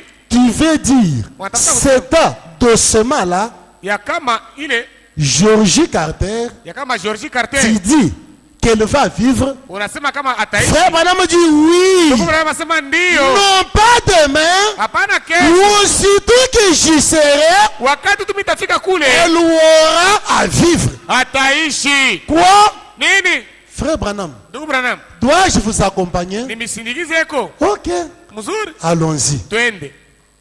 Un autre prédicateur qui était là, Mhubiri mwingine alikuwa pale, qui avait lu l'histoire dont la femme avait été aussi guérie, ule alisomaka habari, ule mwanamke aliponaka, dit au prophète, akamwambia nabii, pourrais-je vous accompagner moi aussi? na mimi naweza kumsindikiza hako? Frère Branham dit allons. Ndugu Branham akasema twende. C'est ainsi qu'ils allèrent Nani? chez Georgie Carter. Akaenda kule kwa Georgie Carter. William Branham, William Branham, des hommes, banaume wawili pamoja l'accompagnant. benje kumsindikiza. William Branham, William Branham des hommes, na mabwana wawili pamoja l'accompagnant. benje kumsindikiza. J'aimerais vous dire Napenda kumiambia que les dieux du ciel ya kama ule Mungu wa mbingu étaient là. alikuwa pale. Un homme, William Branham, était là. Mtu mmoja William Branham naye alikuwa hapo. Le Dieu infaillible Ule Mungu asiyeanguka était aussi là. naye alikuwa pale. William Branham William Branham était aussi là, naye alikuwa pale, accompagné de deux hommes. mwenye kusindikizwa na babwana bawili. Quand il entre dans la maison de George Carter, Wakati aliingia munyumba ya George Carter, comme il avait déjà prié sawa vile alikuwa kanisha et kuomba, avait déjà prié, alikuwa kanisha na kuomba, il ne se met pas à prier de nouveau pour George Carter. asikuombe mara ingine tena George Carter. Il lui dit, George Carter, Akamwambia sema George pour Carter, obéir à la commission qui m'a été dite, juu ya kutii kuile kazi ilipewa comme kwangu, j'étais là en train de prier, sawa vile nilikuwa kula niko naomba, je te tiens par la main, mimi nakubamba kumkono, lève-toi. shimama. Je te tiens par la main, Mimi nakubamba kumkono, lève-toi au nom du Seigneur Jésus-Christ. lamuka mujina la Bwana Yesu Kristo. Frère Branham dit, Ndugu Branham anasema non seulement pas qu'elle se leva, haina kusema alisimama tu, mais elle sauta. lakini akaruka. Non seulement pas qu'elle se leva, Haina kusema alilamuka bule, alité 9 ans et 6 mois, alikuwa mkitanda miaka 9 na miezi 6. remarquez que le prophète, Tazameni ya kama nabii obéissant à la vision céleste, mwenye kutii kuono la mbingu, akamulamusha et elle s'élève. na akashimama. Non seulement pas qu'elle se leva, Haina tu alisimama mais bule, elle sursauta. lakini akaruka. Sa mère qui pouvait entrer, Mama yake aliweza kuingia, voir la vision accomplie, anaona ile ono inatimizika, elle pouvait s'évanouir. anakauka. Sa sœur qui était là Dada yake alikuwa a pale, entendu un grand bruit, akasikia makelele kubwa, alla aussi pour voir qu'est-ce qui se naye passait. akaenda kuona nini kunafanyika. Elle trouva que Georgie Carter Akakuta kama George Carter était debout alikuwa mwenye en kusimama parfaite santé. mwafya njema. Frère Branham dit qu'elle fila sur la rue Ndugu anasema akakimbia en mbarabara, train de crier, iko nalalamika, s'étirant les cheveux. iko natokota nywele. Quoi ça? Nini ile? Georgie Carter, George Carter qui était là mourante, mwenye alikuwa pale kwa kufa, était maintenant vivante. hapa alikuwa mzima sana. Quoi ça? Nini ile? Georgie Carter George Carter était là alikuwa en pale parfaite santé. katika afya njema. Son père qui revenait aussi d'où il était parti Baba yake na alikuwa anarudia kule alikuwa a anatokea, entendu un bruit là chez lui. akasikia makelele kwake, Il s'approcha pour voir. akakaribia juu aone, Il trouva Georgie Carter akamkuta George Carter assis au piano anaweza kuikala ku piano, en train de chanter. eko naimba, En train de chanter. eko naimba. Quel avion était le cantique qu'elle jouait? Ilikuwa ni mwimbo kani alikuwa naimba, Près de la croix, garde-moi. karibu na msalaba La unichunge, fontaine précieuse, chemchemu ya dhamani gratuite et guérissante. ya bure na ya Coule du uponyaji mot calvaire. yenye kutokea Non kwa à la croix. mwenye kufia À la croix. À la croix. msalaba. Georgie Carter George Carter était là en train de chanter ces cantiques-là alikuwa iko naimba ile mwimbo qui font descendre l'Esprit de Dieu. yenye kushusha roho ya Mungu. Quel autre cantique elle chanta? Na ni mwimbo kaningine aliimba, Il y a une fontaine hapa kuna chemchemu, remplie de sang, kisima kenye kujaziwa filet damu divine yenye d'Emmanuel. kutoshea kudamu ya Les Emmanuel. pécheurs qui s'y plongent Na mtazami mwenye sont lavés de kujifunza leurs péchés. wamesafishwa na mazambi Et yao. moi aussi comme lui, Nami pia kama non, yeye j'aimerais aussi être comme lui. napenda nami niwe kama yeye. Georgie Carter George Carter fut parfaitement guéri akapona kwa ukamilifu comme elle avait promis au Seigneur. sawa vile alimulakaka Bwana. Seigneur Jésus-Christ, Bwana Yesu Kristo, si seulement tu me guéris, kama unaniponya je prendrai le baptême. mimi nitabeba ubatizo. Seigneur Jésus-Christ, Bwana Yesu si Kristo, seulement tu me guéris, kama unaniponya j'aurai à te servir. takutumikia. Frère Branham dit, Ndugu Branham anasema jusqu'ici, kufika hapa elle est pianiste à cette église-là baptiste où je suis encore pasteur. kufika na leo eko pianist mwile kanisa ba Baptiste kule ningali pastor. Elle avait promis le Seigneur Jésus de prendre son baptême. Alimulakaka Bwana Yesu kuchukua ubatizo. Comme Jésus avait accompli sa part, Sawa vile Yesu alitimiza mambo et yake. elle aussi pouvait accomplir sa part. Naye pia alipaswa kutimiza ile mwangalia yeye. Maintenant, vous qui cherchez à ce que le Seigneur vous soutienne, Sasa mwe benye kutafuta Bwana misaidie. vous qui cherchez à ce que le Seigneur vous guérisse, Nini benye kutafuta Bwana vous amiponye. qui cherchez à ce que le Seigneur réponde à votre prière, Nini benye kutafuta Bwana ajibu maombi yenu. qu'alliez-vous faire après que le Seigneur aurait manifesté sa puissance dans votre vie? Mutafanya nini wakati Bwana ataonesha uwezo wake mu maisha Que yenu? pouvez-vous dire au Seigneur? Ni nini ile mnaweza kumwambia Bwana? Oui, vous êtes là, Ndiyo mko vous pale. voulez aussi voir la gloire de Dieu. Mungu napenda muone utukufu wa Mungu. Oui, oui, Ndiyo. cette gloire-là n'est plus éloignée. Ile utukufu haina mbali. Vous pouvez la voir Mnaweza parce kuipata. que vous l'aviez une fois vue. Juu mnataka kuiona kwa mara Et moja. maintenant, Sasa que promettez-vous au Seigneur? unamulaka Bwana nini? Car la mémoire de l'homme est courte, et très Kwani courte. ukumbusho wa mtu ni mfupi kabisa. Quel avantage auriez-vous au retour Sasa ni faida gani mutapatia si amo? vous promettez au Seigneur quelque chose Kama mnamulaka Bwana kitu et manquez de l'accomplir? lakini mnashinda kukitimiza. Mieux vaut ne pas promettre Ni mzuri mshimulake que tu. promettre pour ne pas accomplir. Bahari ya kulaka kisha C'est amutimize. pourquoi la Bible vous conseille Ndio kama Biblia de inamshauria ne plus multiplier trop de paroles dans vos prières. usisemeseme mingi kabisa maombi yenu. Vous pouvez promettre à Dieu des choses Unaweza kumulaka Mungu bitu contraints par la souffrance, unaweza kukazalishwa na mateso. contraints par la situation présente de votre vie. Umekazaliwa na ile mambo kuna muile Ces maisha. choses-là que Dieu, l'Éternel, aura à tenir. Bitu bile Mungu ye ataheshimia. Mais vous, aussitôt que le Seigneur vous fera grâce, Lakini mwe wakati tu Mungu anamifanisia neema. vous oublierez ces choses. Munasabwa bile bitu bile. En ce moment-là, Muile wakati ile votre bouche aurait fait pécher votre corps. kinwa yenu kinatendesha mwili yenu zambi. Pourquoi laisseriez-vous votre bouche vous faire pécher de la sorte? Juu ya nini mutaacha kinwa yenu kimizuize vile? Alors nous lisons dans la prédication, celui qui est en vous, Tunasoma katika mahubiri yule mwenye kwa ndani yenu du 10-11 1963, ya mwile tarehe 63 le paragraphe 258 258 jusqu'au paragraphe 261. kufika ku 261. Nous lirons ici pour pouvoir terminer. Tutasoma hapa juu ya kumaliza. William Branham dit, William Branham anasema, oh Seigneur Dieu, Bwana Mungu, je te demande d'être miséricordieux envers nous. na kulomba uwe na rehema kwetu. Et puisse chaque homme et chaque femme ici présent Hivi kila mwanaume na kila mwanamke wenye kuwa hapa qui a n'importe quel genre de maladie ou d'affliction, mwenye kuwa na aina lolote la magonjwa au maombolezo, de même que Moïse s'est jeté dans la brèche pour les gens, mpaka vile Musa aliwekaka katikati na Mungu na batu. ce soir, Magharibi ya leo je place mon cœur devant toi, Seigneur, mimi naweka moyo wangu mbele yako Bwana, avec toute la foi que j'ai, na imani yote ile niko nayo qui est à moi, yenye kuwa ndani mwangu, que tu m'as donné, ile wewe ulinipatia. je la leur donne à l'exemple de Pierre qui déclara à la porte appelée la Belle, Na bapatia sawa mfano ya Petro mwenyewe ule alisemeka ku ile mlango wenye kuitwa la Belle. ce que j'ai, je te le donne. Ile niko nayo nakupatia. Au nom de Jésus-Christ de Nazareth, Kwa jina la Yesu Kristo wa Nazareti, lève-toi et marche. lamuka na tembea.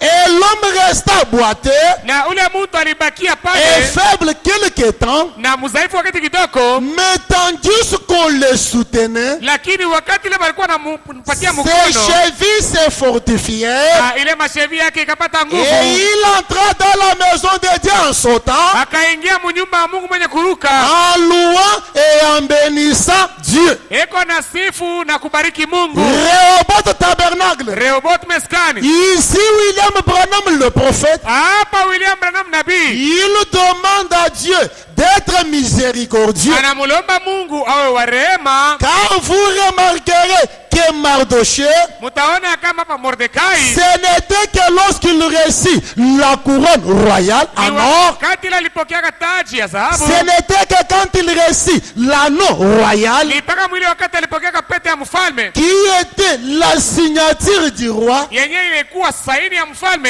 C'était alors et alors Na ni sasa mwili wakati ile qu'il pouvait dire au secrétaire, jo aliweza kuambia sekretari au profit de la vie des Juifs. mufaida ya uzima ya Wayahudi. Il commença à intercéder pour ses frères Akaanza kuombea bandugu yake qu'après avoir reçu l'anneau du roi kisha yeye kupokea pete ya mfalme et la couronne d'or. na ile taji ya dhahabu. Et Moïse aussi Na Musa naye se jeta dans la brèche alijiweka mlangoni entre Dieu et le peuple, katikati ya Mungu na batu, entre Dieu et les Israélites, akajiweka katikati ya Mungu na wana wa ne Israeli. voulant pas que Dieu les détruise. Asikupende Mungu abaharibu, Se mettant là, mwenye kujiweka pale, implorant le pardon du peuple. mwenye kulomba huruma juu ya batu. Oh, maintenant, William Branham lui aussi, Sasa William Branham naye pia après avoir reçu la colonne de feu,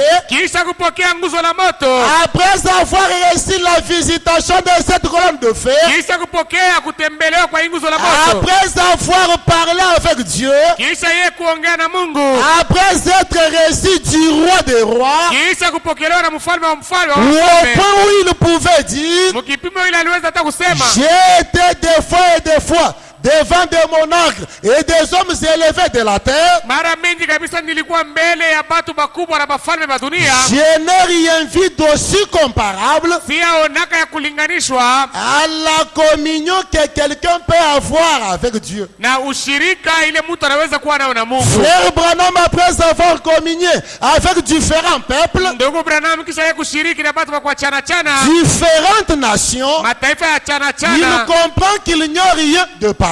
anaelewa kama hakuna kitu cha kufanana na ile. Et maintenant, Na sasa il se met dans la brèche, anajiweka katikati, intercédant pour toi et pour moi. mwenye kukuombea wewe na mie, Intercédant pour toi et pour moi. mwenye kukuombea wewe na mie. De quelle manière, quel exemple se sert-il en intercédant? Na ni namna ya kusema ni mfano kwa naribiba wakati alikuwa kunaomba, Il prend l'exemple de Pierre à la porte appelée la Belle, anabeba mfano ya Petro kwa ile mlango wenye kuitwa Label. qui trouva là un extropié Alipataka pale kiwete moja dont qui dépendait des aumônes des gens. mwenye alikuwa anaangaliwa na kulomba ile fedha walikuwa wanampatia basi. Pierre lui dit, Petro akamwambia, je n'ai ni or ni argent, sina na dhahabu au fedha, mais ce que j'ai, je te donne. lakini ile niko nayo mimi Au nakupatia. nom de Jésus-Christ de Nazareth, Kwa jina la Yesu Kristo wa Nazareti, lève-toi et marche. lamuka na tembea. Non pas lève-toi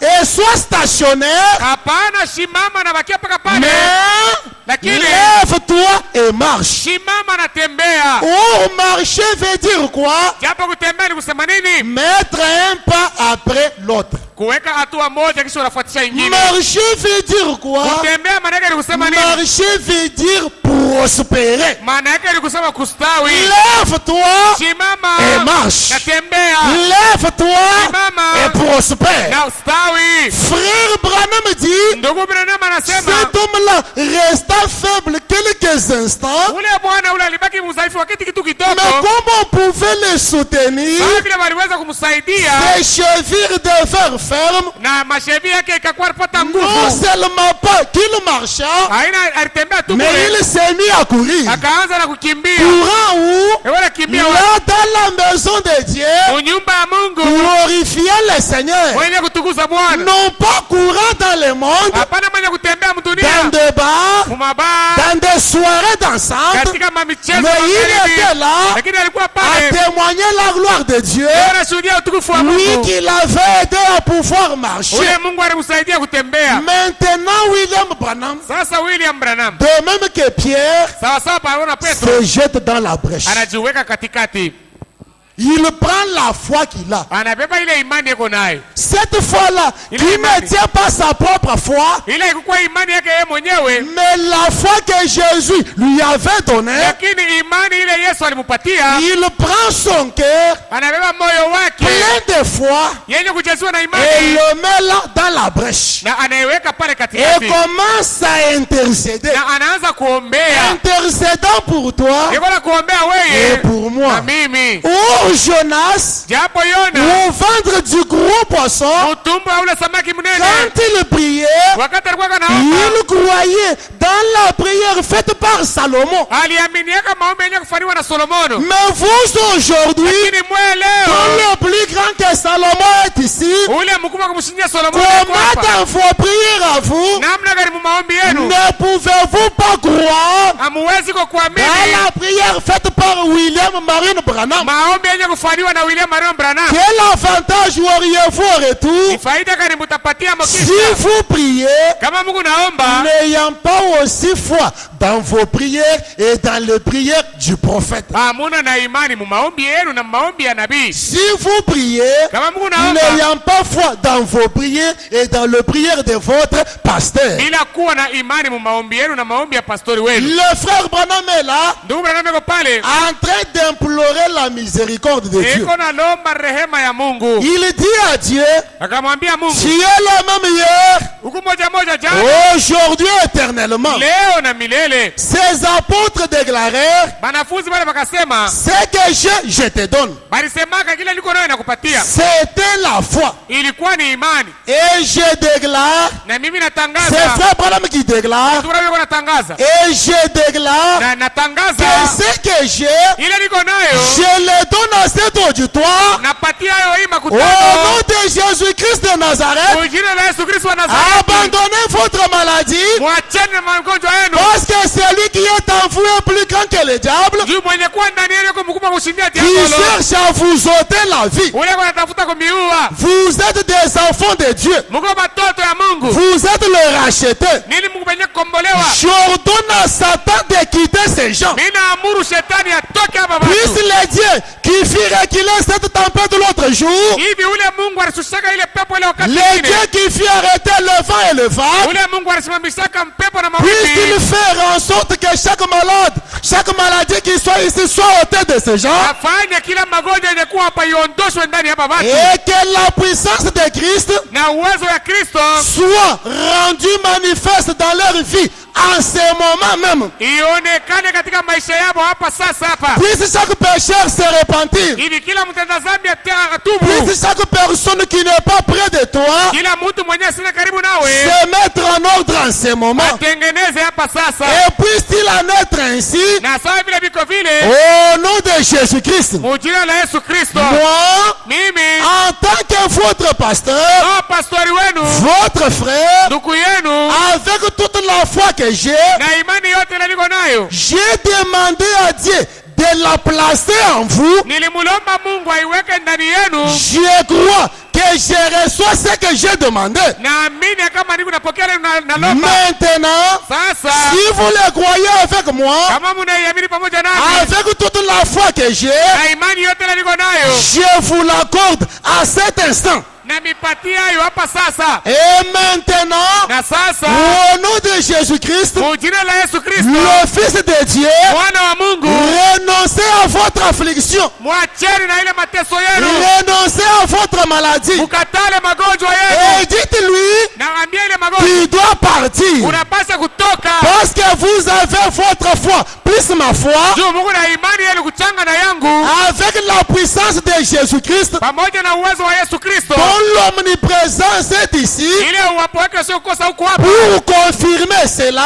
juu ya kuhakikisha ile, et pour prouver qu'il est ici, na juu ya kuhakikisha kama yeko hapa, il veut vous guérir en ce moment. na anapenda kumiponya hapa sasa. Maintenant, William Branham, Sasa hapa William Branham comme Pierre, pamoja sawa na il Petro déclare, anatangaza comme déclare à Pierre, sawa vile Petro ce alitangazaka, que j'ai, ile niko nayo je le donne à cet auditoire. mimi naipatia hii Non makutano, pas à cet auditoire-là, hapana kule makutano mais ile, à Rehoboth Tabernacle. lakini kurehoboth À Alors frère Branham vous dit, Ndugu yangu ananiambia renoncez à vos afflictions, mukatale mateso yenu, renoncez à votre maladie, mukatale magonjwa yenu, renoncez à vos douleurs. mukatale maumivu yenu, Prenez ces choses-là, mubebe vile vitu, remettez-les à Satan. mumurudishie vile shetani. Quand vous remettrez ces choses à Satan, Wakati mutamurudishia vile vitu qu'est-ce qui shetani, adviendra? ni nini itafika? C'est le contraire qui lui arrivera. Ni ile alikuwa anaviwazia itamrudilia. Frère Branham Ndugu Branham prend sa foi, anabeba imani yake, il la place en vous. anaiweka ndani yenu. Plus la foi de Jésus-Christ, Uchanga kwa imani ya Yesu Kristo, plus la puissance de Jésus-Christ, uchanga uwezo wa Yesu Kristo, dont son omniprésence est ici, ile uwapo wake kila mara uko hapa pour confirmer cela. juu ya kuhakikisha Et ile. maintenant, dans vos prières, Sasa hapa katika maombi vous yenu comprendrez que vous n'êtes pas seul. mutaelewa sema hamuna mwe Non, wenyewe. non. Hapana, David pouvait dire, Daudi aliweza kusema même si je marche dans la vallée de l'ombre de la hata mort, kama anatembea katika bonde la même mauti, si je marche dans la vallée de l'ombre de la hata mort, kama anatembea katika bonde la kivuli cha Rehoboth mauti, tabernacle, maskani Rehoboth, pouvez-vous réaliser munaweza kukuona que même si vous passez par la période la plus sombre de votre vie, hata kama unapita wakati ya moshi kabisa ya giza maisha comme dans yako, vos prières, vous avez la foi William Marion Branham, sawa vile katika maombi yenu Mungu na imani ya William Marion Branham, la foi qu'il a reçue de Jésus-Christ imani yenyewe alipokea kwa Yesu Kristo et l'omniprésence de Jésus, na uwapo wa Yesu, en ce moment-là, mwile wakati ile le contraire kinyume doit arriver au démon. kinapaswa kumrudililia Le shetani, contraire doit arriver au diable. kitafikia shetani. Là où lui avait plané ma perte, Pale yeye aliwazia kuniua, maintenant, sasa Dieu par sa puissance, Mungu kupitia uwezo wake, maintenant, sasa Dieu par sa grâce, Mungu kwa neema yake m'élève au-dessus des traits enflammés de l'ennemi. ananipandisha yule ya moto bimbiribiri ya C'est le adui. contraire maintenant qui doit arriver à Satan. Ni bila alikuwa anawazia vitamrudilia C'est shetani, le contraire qui doit arriver au démon. vitamrudilia sasa demona. Je ne le tourmente pas, Mie simuvuruke, mais je le détruis. lakini Je ne namuharibu. le tourmente pas, Simuvuruke, je le détruis. namuharibu. Rehoboth tabernacle. Maskani Rehoboth, Voulez-vous que le contraire arrive dans le cas adverse? munapenda kinyume kifurudia. Oh, que le Seigneur notre Dieu vous bénisse. Bwana Mungu wetu amibariki. Amen.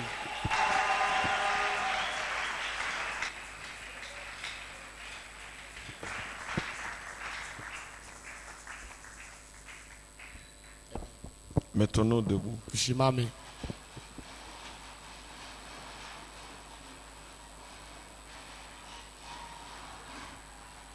Dans mon âme, j'ai l'assurance,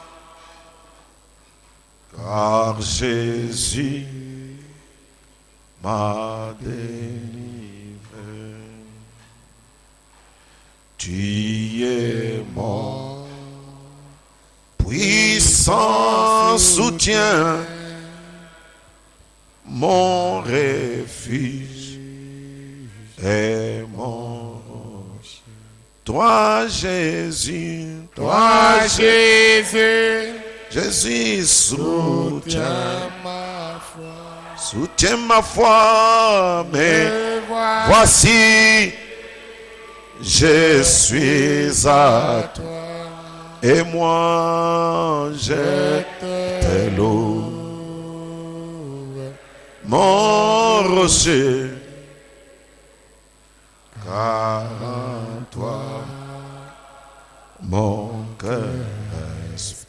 Je te loue, je te loue, Jésus mon rocher, oui, car en toi mon cœur espère. Tout pouvoir est dans ta main, seul tu peux sauver les âmes, les gardiens de tout mon cœur. c'est toi le rocher. Toi Jésus, Toi, Jésus, Jésus, soutiens ma foi. soutiens ma foi. Et voici, Et voici, je Jésus, suis à toi. et moi, Je je te loue. Jésus, mon rocher. rocher. Oui, car en toi, mon cœur, je te loue, je te loue. mon rocher, car en toi, Mon cœur. si réellement Kama kweli votre cœur moyo wako se repose sur le rocher des âges imesimamia yulu ya mwamba ya nyakati, et que vous croyez na wewe unaamini qu'à cet instant, ya kama sasa hapa il est capable de soutenir ta foi. eko na uwezo ya kusimamia uwezo wako. Parce que rappelez-vous, Jukumbukeni, c'est lui qui fait que notre foi ne défaille pas. ni yeye eko nafanya imani yetu isianguke. À cet instant même, Sasa hapa si vous croyez ces choses, kama unaamini hivi vitu, pensez à la chose qui vous a dérangé waza kile kitu kenye kilikuuji, et dites dans votre cœur, nasema ndani ya moyo wako, Seigneur, soutiens. Je dis, dites cela dans votre cœur. museme vile ndani ya moyo wako. Je ne vous demande pas de répéter cela à haute voix. Mishiseme museme ile na nguvu. Soutiens ma foi. Saidia imani yangu, Et je crois naamini que Dieu va faire quelque chose. Mungu atafanya kitu moja.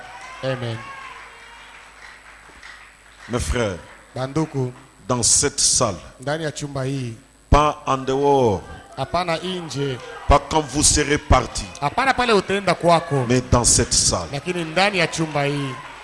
Quand Frère Branham est allé vers Georgie Carter, Wakati ndugu Branham alienda kwa Georgie Carter, là même, pale mpaka mule munyumba ce qui mule, n'était jamais arrivé ile ilikuwa bado haiyafikaka, arriva. ikafika, Et il est le même hier, aujourd'hui et pour toujours. na iko moja moja jana, leo na lote. Nous sommes un peuple nécessité. Sisi tuko taifa yenye kwa muhitaji. Maintenant, exercez la foi. Hapa tumieni imani, Croyez que la foi de Frère Branham est en vous. muamini kama imani ya ndugu Branham iko ndani yenu. Parce qu'il a prié et sa prière a été exaucée. Yo aliomba na ombi yake Mungu alijibu. Je crois fermement Naamini que kabisa vous ne partirez pas main vide. ya kama hamutatoka pa mikono bure. Dieu est capable Mungu yuko na uwezo de toucher à ton ya infirmité kugusa ulema et wako de changer le tableau. na kubadilisha C'est mambo. pour cela que nous étions venus. Yote yenyewe Nous tulikuja, étions venus pour cela. tulikuja juu ya ile. Ayez la foi. Muwe na imani, Je vais faire la prière pour vous. mimi tamiombea. Notre Père et notre Dieu, sur base de ta parole que nous venons d'entendre, et en tant que berger que tu as placé à cet endroit, je me tiens dans la brèche en faveur de mes frères et de mes sœurs. Je sais que tu as déjà exaucé la prière de notre prophète. Et frère Branham nous a dit, mes prières vous accompagneront.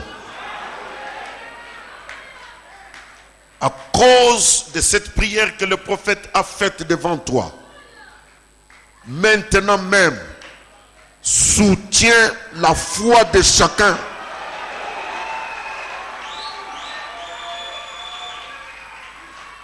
Que tout un chacun sente dans son cœur qu'il y a un réconfort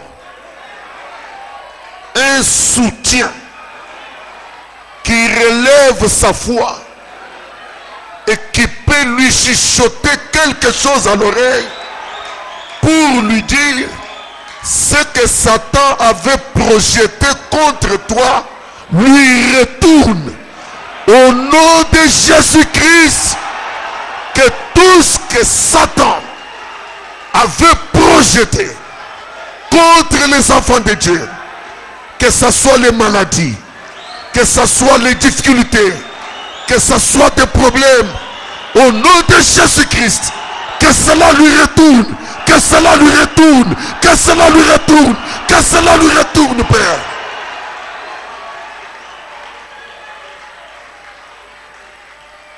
Je voudrais te rappeler, Seigneur, que tu as juré dans ta parole que tu ferais de Jérusalem le sujet de ton allégresse.